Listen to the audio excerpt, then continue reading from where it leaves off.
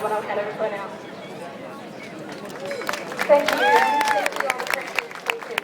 I too would like to acknowledge the Wurundjeri people from the Kulin Nations and the traditional owners of this land, and pay my respect to their elders, past and present, and all Aboriginal people who are here today.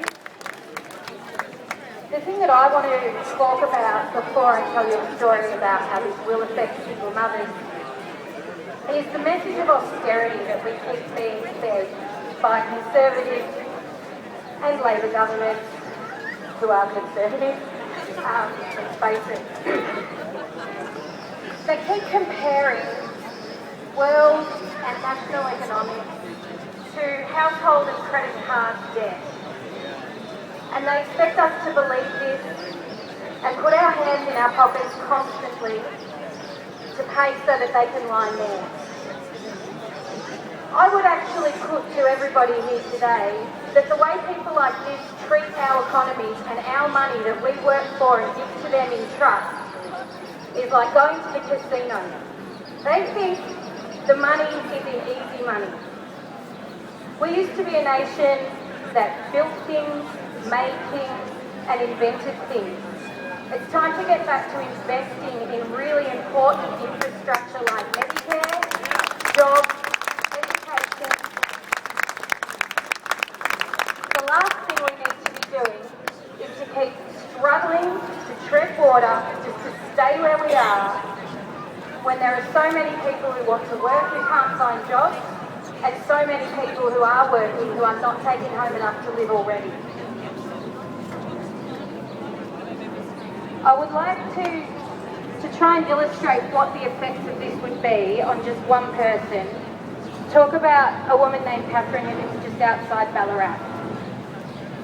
She has 3 children and she lives where she lives because she couldn't afford the rent in Melbourne anymore.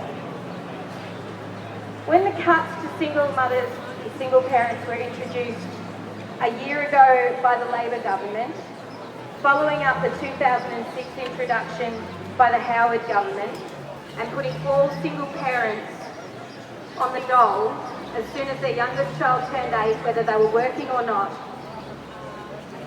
The difference in their income has now blown out to $70 a week instantly, and for working single parents, they went up to $260 a week, $130 a week.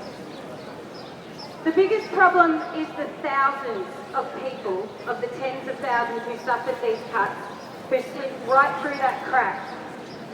They were receiving minimal income support from the government, up to about $50 a fortnight.